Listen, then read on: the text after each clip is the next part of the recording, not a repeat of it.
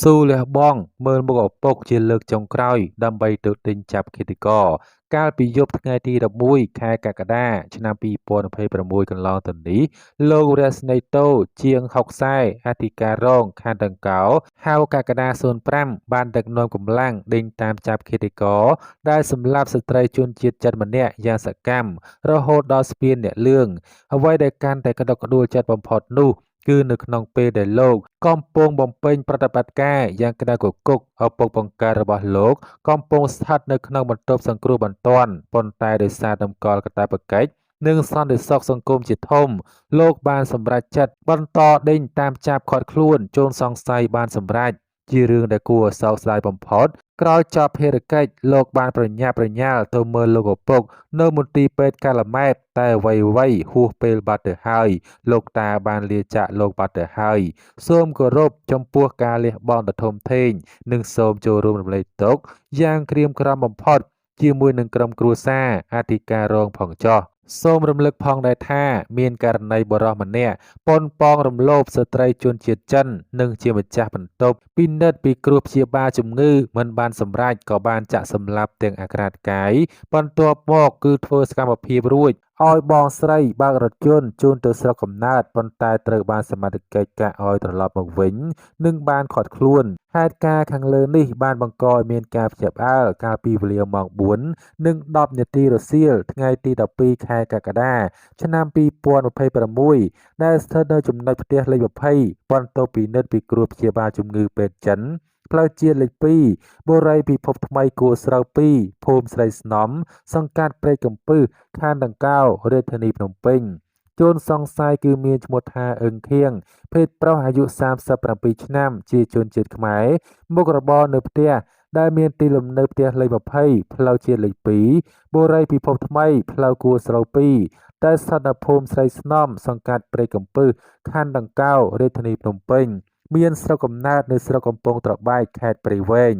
ជនសង្ស័យត្រូវបានឃាត់ខ្លួននៅវេលាម៉ោង7:30នាទីយប់ថ្ងៃទី12ខែកក្កដាឆ្នាំ2026នៅត្រង់ចំណុចបូរីពិភពថ្មីគួរស្រូវ2ភូមិស្រីស្នំសង្កាត់ព្រែកកំពឹសខណ្ឌដង្កោរាជធានីភ្នំពេញ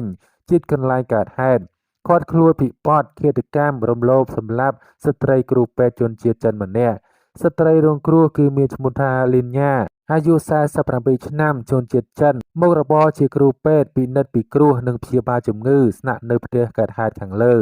សមត្ថកិច្ចបានបញ្ជាក់ថាបន្ទាប់ពីទទួលបាននូវព័ត៌មានពីប្រជាពលរដ្ឋថា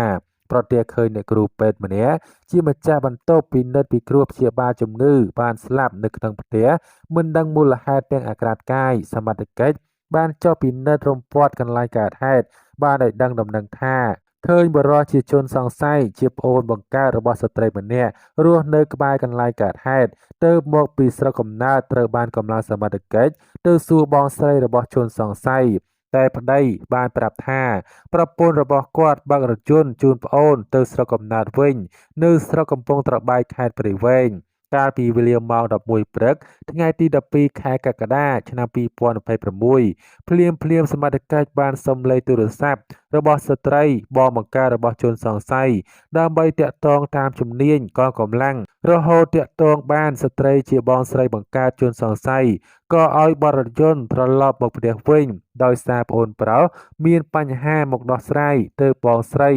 ដែលមិនដឹងរឿងក៏បានបរិយន្តព្រមទាំងដឹកប្អូនប្រុសមកដល់ផ្ទះវិញហើយសមត្ថកិច្ចឃាត់ខ្លួនជនសង្ស័យតែម្ដងយោងតាមចម្លើយជនសង្ស័យបានសារភាពថាខ្លួនពិតជាបានសម្លាប់ស្ត្រីជនជាតិចិនពិតប្រាកដមែនតែមិនបានរំលោភនោះទេ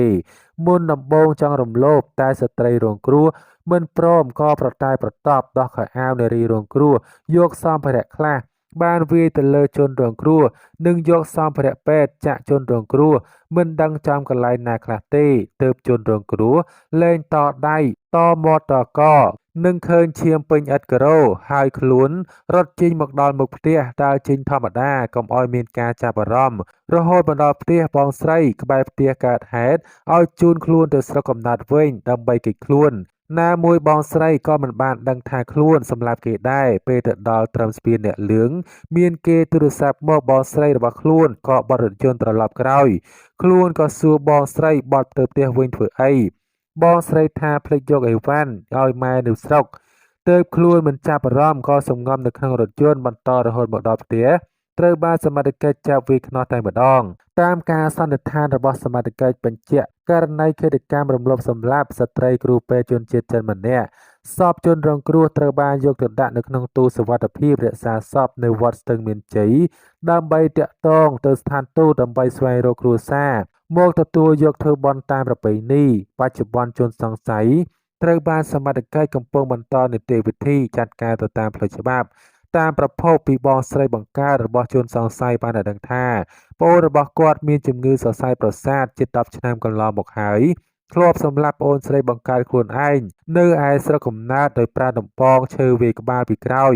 ហើយក៏អង្គុយមើលសពរហូតប៉ូលីសស្រុកមកឃាត់ខ្លួនយកទៅ